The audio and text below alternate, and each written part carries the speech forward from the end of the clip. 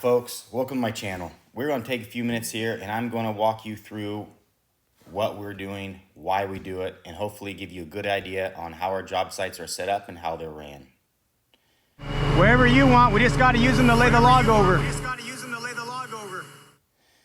These steel plates, for example, not many companies use them because typically you just flip a log over, but when you're dealing with logs that are 6 feet in diameter, a 6 foot diameter log is roughly about 1,000 pounds of running foot. All right, so a 20-foot log, depending on moisture, would be about 20,000 pounds. Now that's the heaviest we've weighed them. These logs will come in on the butt log, I think it's about 16 or 17. These plates, for one, they're slick, so it's easier to tip them over and easier to clean up, and it just doesn't put any big divots in the driveway. It works out really, really well. Now on this job, the client, we were not hired to remove the trees. For us to remove these trees for the client, it would have cost him an extra $4,000 because he's about 2 hours away. This tree would have taken 2 days to prep and a day to crane. So he hired us to set the crane up and work with his tree guys that he uses all the time. And they're a bunch of really good guys. Right here, these are eye to eyes, all right, with a shackle. Typically we use lifting chokers, which have a hook and a flap, but these work just fine. They take a little more time, but it's not the end of the world, and they don't come undone, right? You're not depending on some little flap. And this crane operator, you'll see him here and there. He is from Precision Crane Service. It's the second time we worked with him, and the first time we worked with him, he was absolutely unbelievable. And we worked with some good crane operators, but this guy, he's slow, methodical, and he's as smooth as silk and works really, really well with everyone. That looks like we're above it right now. We're at 122 on a tip height. I think it's a little taller, yeah. How much stick you got, 140? Yeah. He said he was talking about taking that whole thing. He said it'd be like $5,000 maybe. Yeah. 5 to 8, maybe. I'm always going to guess high. You good? Oh, I'm good. I got Tommy out there, out on the street. I'm going to see what he says. Or I'll jog out the road. I feel like we're way over it. I don't know. I thought this tree was like 120, but I think we're quite a ways above it. What's up? I think we're about 20 foot above the tree. He was talking to him and he said he thinks it's a little short. You guys want to take a walk with me? Yeah. The conversation that I just had with the crane operator, and I went back and talked to Tommy, was one of the employees from the company mentioned that, hey, I think the crane is too short. Well, we figured the tree is 120 feet tall and we have over 140 foot of stick. So I was happy that that guy from the other company came and talked to the operator. That shows to me that he is willing to speak his mind. So in case there's any problems, he will say something. Because that was it's pretty obvious it was tall enough when he stepped back a little ways, but at least there's no really tension there. And that was really nice. So right here, you can see the climber's up in the tree. He went up, he's going to set the choker, and his goal is he has to make it butt heavy. Now, if we were doing this job, our guys would have stripped it a little more. One, we have the equipment to reach most of this tree actually with our 90-footer from the ground. So this other company had to climb quite a bit of it because they couldn't get a bucket truck in next to the tree. They had to reach out from where the crane is, and here in a few minutes you'll see when the bucket sets up, it's only reaching about 50 feet. So the guy I'm talking to here, he's a client. He'll be in and out conversation. He's a great guy. He was fun to work for. I might not have done this for someone else, but he was just super easy to communicate and was open about everything. So you see here, he's cutting the top. He's cutting the left side first, and that's the easy to swing away from the climber. You see a saw get pinched. Now, that's going to happen once in a while, even when you cut it correctly, and I'll go over that a little later on how to stop from getting pinched. But a good crane operator, can really he'll slowly move that top just a tad once in a while to keep that saw going. And he'll actually put some tension on that top so that he takes, I would say, the flex out of the boom or the stretch in the cable. I don't know if that cable stretches at all, but I know there's some flex in that boom.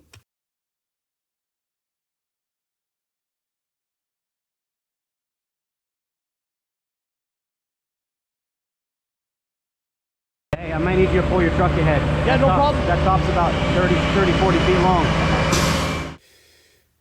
Right here, I went and got the truck driver, Mike, and he's gonna pull the truck out of the way just so there's no reason for it to be there, you know, in case, who knows, maybe something could happen. But you're gonna see how we're gonna lower this butt of this log on these steel plates. Now, if these steel plates were not there, it would put about a 6-inch divot every time we set down. And you see this driveway, it's nice. There's nothing wrong with this guy's driveway. All right, so steel plates definitely go a really, really long ways. And we're just gonna lower this to the ground. Those guys are gonna cut a few limbs off to make it fit in that little hole right there where the chipper is. And then we will go grab the other top.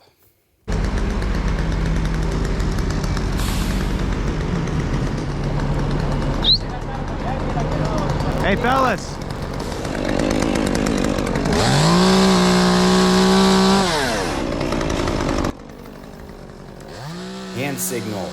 Hand signals for a crane. Now, everybody should know them, but there should be one guy in charge. One guy on the ground in charge, watching out. That's what I'm doing right here. You know, we are holding the tree up. The guys are cutting some limbs off. You see him try to talk to the crane operator, but this guy wants to get the job done. So by one guy standing off to the side saying, hey, he's in charge, he can make sure everyone's clear before everything goes to the ground. And I was that guy right here. All right? Made it very clear the crane operator only did everything I told him to because him and I were already talking, and I was giving him the right signals. All right, thumb up is boom up, thumb down is boom down, and so forth. All right, you can find those online. You can find them on the side of trucks. You can go over with the crane operator, but just make sure one guy is in charge. Right here, you can see I have a scale tape measuring the logs. Now I'm going to cut preferred lengths to the best that I can for milling. Typically, if we're going to do a dump trailer, I will measure every log to fit the trailer about as perfect as possible. You really increase your volume when you do that, and it really does not take very long at all. Now when the log's on the ground, go ahead and buck all these knots off. It'll make a big difference when you're loading into a dump trailer, putting them on a truck, putting them in a dump truck. They're prepped for milling, and then also pick up all the knots after you buck them off as you go. You can see I'm picking them up right here. It only takes a second. A lot of people let this go. They're hard to pick up with a rake, and people can slip and trip on them. Now we're going to take the next top. All right, the guys got it all prepped. You're going to start cutting here in a second. This top, now it doesn't hang quite plumb. I'm sorry, the camera angle is not going to get it quite right, but you can see how it's hanging a little sideways a little bit. Now that's a lot of movement we do not like to see, and the crane operator is real good getting away from the climber. All right, this is when you want it a little more butt heavy. So in a second, you're gonna see me walk up and grab this log. First thing I'm gonna do is make eye contact with the crane operator. All right, you don't really see it there. I make eye contact with him. He looks at me, gives me the nod.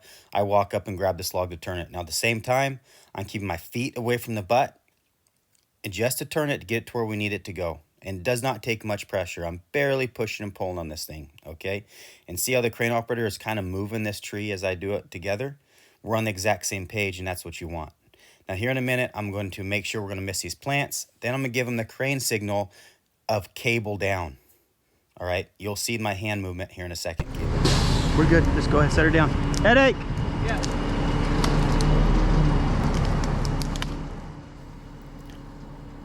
Signal cable down, eye contact. He gives me the nod. Now I undo the cables. Both of those. 8,000? 8,000. So if we take out 20, what do you think that's going to weigh? 10? What's the crotch in it? I'd say 12. Yeah, those are 4,000 apiece. The crane operator and I were just discussing weights. Now, when he said 8,000 pounds, each one of the tops weighed 4,000 each. That's with the greenery. So he's kind of just comparing the two, thinking, okay, the next lift at 20 feet is going to be roughly 8,000 pounds. Now, I know, because we already did it, log is going to be much longer. And now that I see the video, you can tell it is much longer than 20 feet. All right. And what he's going to do is he's going to hop in the bucket, which is good, make the cut. That's probably why the log was so long. But to decide how long we take the log, there's always the climber, a guy in the ground working with the crane operator. All right. Everybody has a little say in, not really control, but a say in how much it weighs. If somebody sees something, they say something. All right, now as he makes this cut, he makes a great cut. He comes around the far side. He finishes on the right side. You want to finish on the side that the bell is on, and the opposite direction, the crane is going to swing the log. See how he finishes on this side? And the log is going to go swing back the other direction where we're taking it. Okay, this is not only safety, but it's efficiency. And it's away from the house. So, I mean, this is exactly how you want to see it happen. And as he swings the log over, he's going to set it down. You're going to see me walk up and turn the log. Now, because we're using 2 chokers, I need to turn the log so he can lay it down just right. And again, before I walked up to this tree, I made eye contact with me. He gave me the nod. He doesn't have to tell me anything because I already know what to do. When you work with the guys a lot and do a lot of the same job, there's lots of the same things that need to happen. And this is a little frustrating for the crane operator. We have this boom truck right in his line of sight. So he's literally laying this log down and he can't see. So he's following all my directions right now. Okay, and again, that's all communication, guys. Hand signals, the whole works. Now, if he hadn't worked with me before or there was no real trust there, you know, it slows the pace down quite a bit, all right? It really slows it down. Yeah, it's 36. What? 36. Yeah, let's make it 20 and 16. That was 36 feet long. Yeah, so we're gonna cut it in half and then load it on the truck and we'll go for another one. That last lift went really well, but in reality, we're kind of lucky. That log was 36 feet long, okay? That's roughly 16 or exactly 16 feet longer than the crane operator originally talked about when we were guessing weights. Now, looking back hindsight, that's kind of a bad move. You know, we should have discussed it a little more. Even take the guy up there, imagine him 6 feet. And if you go back to the video and measure him at 6 feet tall, it's obviously over 20 feet. Now here, we're just throwing a couple chokers under here. I'm gonna balance the log. We had him pick it up, so we can balance it and stick it on the logging truck. Now, you wanna load these logs as we go in this situation because we don't want logs all over the place on the guy's driveway. As I jump off this log, you see how it rolled away like that. Now, I was taught 2 things, always uphill of a log or on top of a log, but we're on flat ground and the log was teetering. So when I jumped off, it rolled away, no one was there, everything was clear, so no issues, no problems. Now, we balance this log with 1 choker. If we can, it would be better, yeah. Hey, I need to flip that log around real quick. Earlier, I talked about how good this crane operator was. Look what he's doing with the crane, with the log. He turned that log around all on his own. We didn't have to touch it, all right? That's, in my opinion, you know, that guy's really good at just moving his material around. Now the next step is one of us, it was me this time, hop on the log to unhook it. And now what I'll do is I'll throw this choker around the butt log. We'll pick it up and move it over. We haven't finished the cut on this side, so he's not in front of me this time. If something happens, I'm not going to be able to yank that thing out of there quick enough. Yeah. So you want him to cut this way towards us? Again, as I talked earlier, the crane operator, he wants him to finish the cut towards the crane operator so you can pick it up and swing it away from the guy. Now, here's the guy. He's pounding in wedges. He's got his cut almost done. And I don't think there's anything wrong with this. As a matter of fact, we might start carrying some wedges for certain situations where access or reaching is difficult. But this guy's going to finish his cut in a minute. Again, he does a great cut. He does a really good job of matching his cut. He's a little off angle here on this side, but it doesn't matter. He still matches it so log comes off nicely.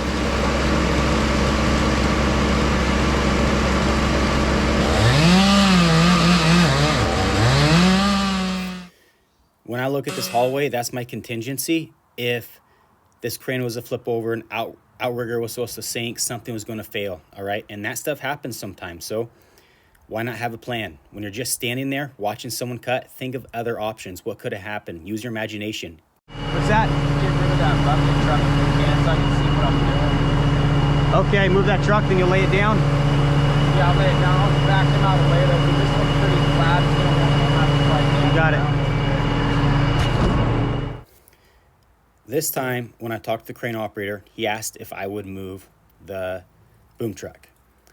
Well, I was on site. I assumed it was a logging truck. So next time, I need to make sure, ask questions, repeat what I think he said back to me. It takes an extra 2 seconds, and we would have moved the boom truck out of the way to make it extremely easy on him.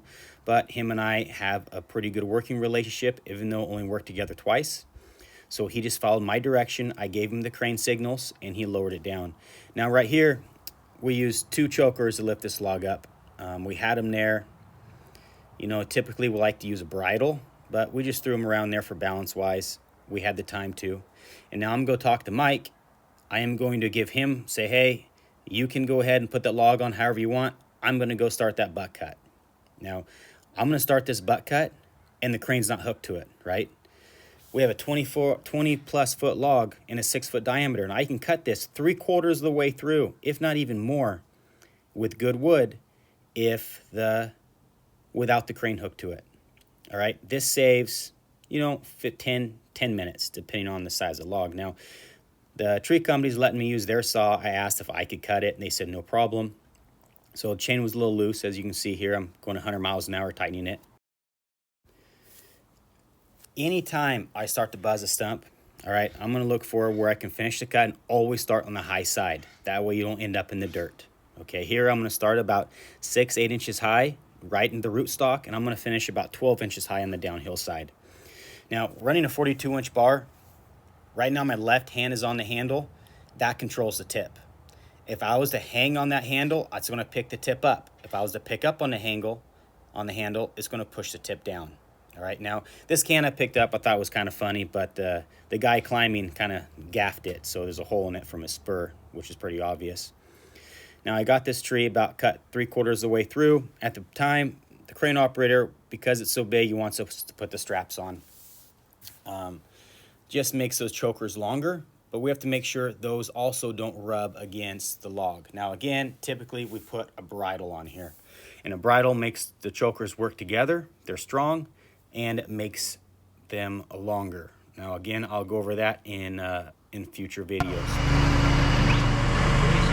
You're going to take those off, Casey? Yeah, he wants to. I'm thinking about asking him to take them all the way off, and we set it up in a bridle and have him put it on. Yeah, we usually just jump to the bucket, so I know it's bad, but he just doesn't know the bridle. I know, but it's not my deal. You know? Hey, let's do that, Tommy. Let's go have him disconnect it. You and I will hook it up the way it goes, and we'll fly it up there. And then have him spread it. Yeah, let's do that.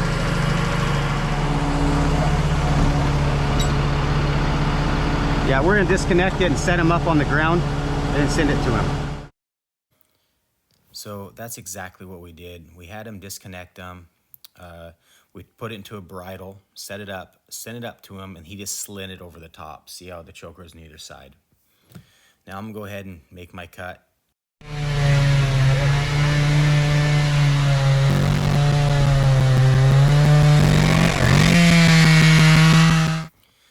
Now right here, I'm just leaning over to see where my cut is, and Tommy's gonna stick a stick in there to kind of help me from getting pinched. And you see me bore in and out. What I'm doing is, as the log sets down on my saw, I'm gonna bore out and bore back in to create a new hole. Now I did miss my cut by about 2 or 3 inches, so I made like a breaking cut, went over the top of it, and then I bored in and cut it clean. And when you bore it in, you can feel it when the log comes loose. So all in all, it was a good cut, even though I did miss my original starting point by a couple inches, but that's all right. So that's a perfect lift. Went straight up, and that's a lot of wood. Didn't hurt any landscape. Job went really well. Now right here, this is why we removed it. See that rot in the middle? We anticipated there might be something wrong with it, and the reason why we thought that was this tree was not that old. It was about 70 years old and 6 foot in diameter. Now I've cut down 40 or 50 of these trees around this size, and 80% of the time we found large amounts of decay inside of them. Now I'll use this other log to tip it over. Some cranes have a second winch that they can use this to make it really easy, but this works just as well. Just takes a little bit of time and looks a little rough once in a while. Sometimes it can jerk the crane around some. So we set this log down. Now we're going to pick it up again. We just used 2 chokers. We didn't set a bridle on it, and 2 chokers are kind of needed because this maxes out the weight of a choker. These are, I forget the lifting weight on them, but we're really close to maxing it out. So it'll be a 3-log load on the back of this truck, and this job will be wrapped up, guys. Thanks for watching. Please message me with any ideas, any questions, and hopefully I can keep improving and get some good content to you.